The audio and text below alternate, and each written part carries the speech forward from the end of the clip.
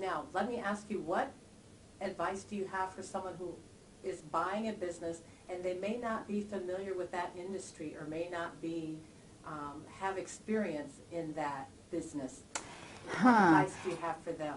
I would want to see that they have some experience that's applicable. Okay. And this is where a business plan is going to be so helpful to their application.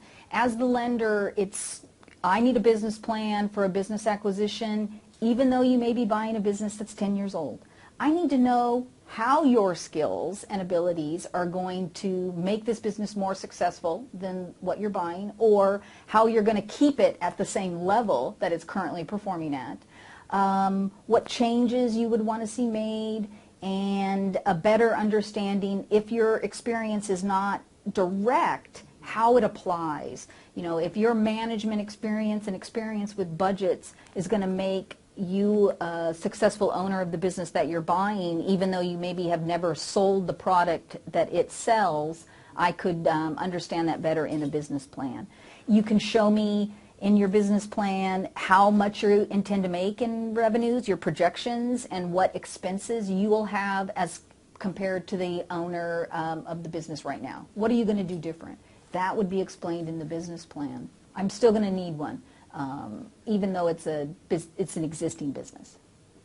Right. Okay, so what final advice do you have for a borrower who's coming to you and says, either I want to buy this business or I'm looking to buy a business? I know you've talked about the 5 C's. Those are critically important. You've spoken about a business plan. Is there any other piece of advice that you want to give? It's a very stressful process. There's a lot of moving parts and a lot of stress involved in wanting answers that either the seller's not willing to give or the lender's not able to give you just because they don't have enough information or enough time hasn't passed. So be patient. Expect it to take longer than you think it should, and expect there to be some hiccups. Your seller is going to need to want to sell it to you. That's going to be a key issue. Be patient. Okay, so Stacy, you said you need a business plan. What would be different in a business plan that you would bring forth for an acquisition as opposed to a business plan that you would have for a startup business?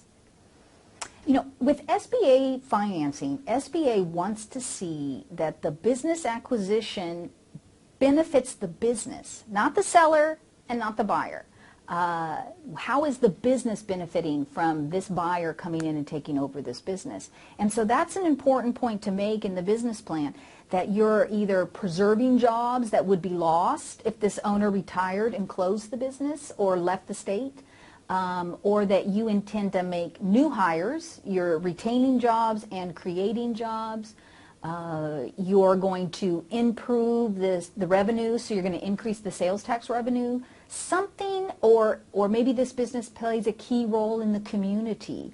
You know, what if it's a tutoring service, for example, and it's has great services to the local schools that would be lost. So those are important points to make in a business plan for a business acquisition.